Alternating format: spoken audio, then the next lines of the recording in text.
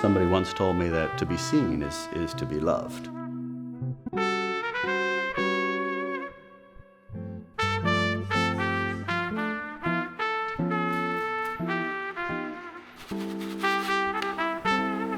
With a canvas like this here, I tend to mess it up first, make it imperfect. Most times people turn themselves towards a camera. They put their own best face forward that they would like the world to see. My job is to capture whatever's in front of me, regardless of that's how people would like to be seen.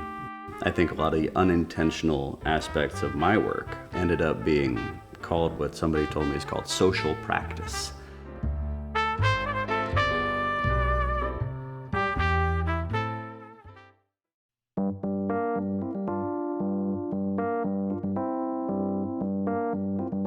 I think I was 16. Larry Hardin, may he rest in peace, took me on for an independent study.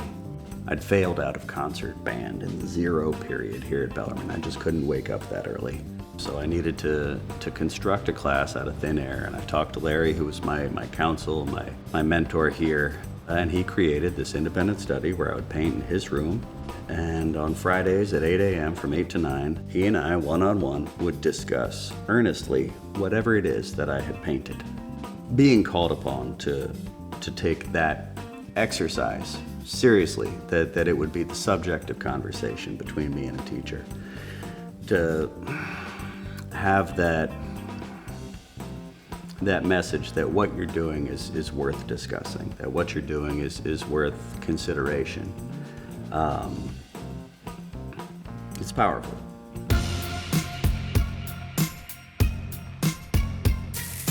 There are always leaps of faith.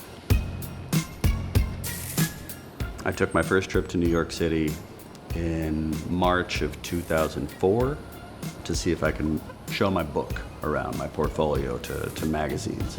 The dream of maybe getting the cover of Time magazine or Rolling Stone at the time was a big deal for me.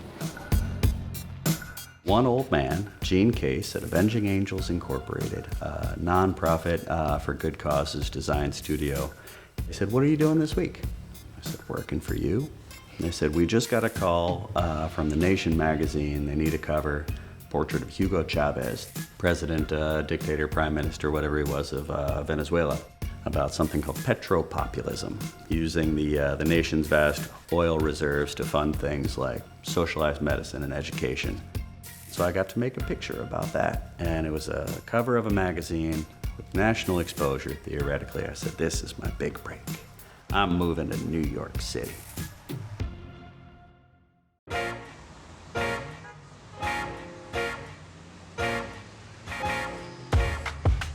The project in Crown Heights was born out of a selfish, upbringing. I wanted to be a better painter. Around 2012, I started painting with friends and putting an exercise in front of myself to see how much of a picture I could possibly bring from start to finish in a 4-hour span.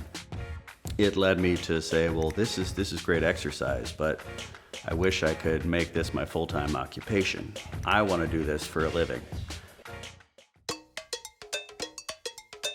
Crown Heights at the time was one of the most rapidly changing, demographic shifting, rent rising neighborhoods in New York City at the moment in 2015, and is fabled for its diversity, including Caribbean and Hasidic Jewish and, African American. All sorts of folks came to live in Crown Heights, and everybody was in this 2-mile by 1-mile rectangle, about 125,000 people. But the truth is, we didn't interact as well as we could. Everybody stayed in their pockets. And that didn't sit well with me either. The idea that we would, celebrate our diversity but not actually say hi. That's silly to me. So I said, yeah, let's do something about that. And so the work then became capturing a community in transition.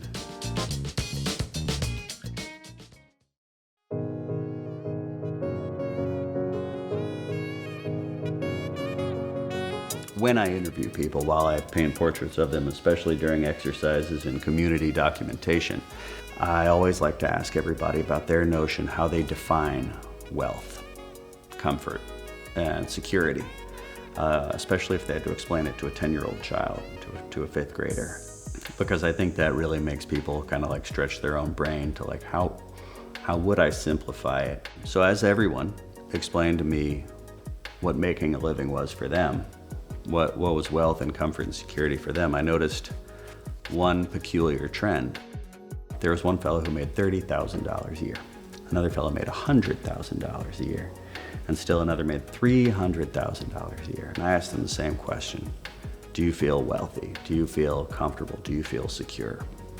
And each person, despite their vast disparities of socioeconomic resources, they all said, I'm not rich, I'm not poor, but I'm comfortable. And I thought that was remarkable. Common ground is easy enough to find. If you just talk and listen and give people space, each and every person I interviewed had something remarkable to say. They had some bit of wisdom that they were sitting on. They had something to share, they had something to give, and everybody was worth listening to. And that was remarkable to me. And it inadvertently turned into an oral history project.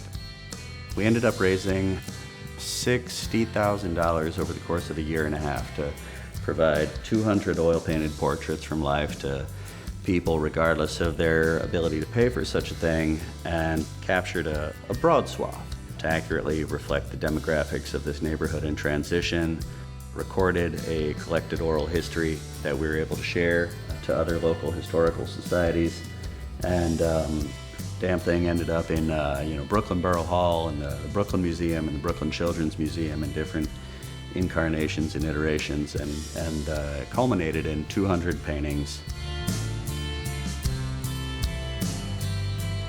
My studies here at Bellarmine, this place, and the people that I met here, they're the ones who squared me away to be who I am today. I've still got plenty of room for improvement, and I aim to just keep moving in that direction.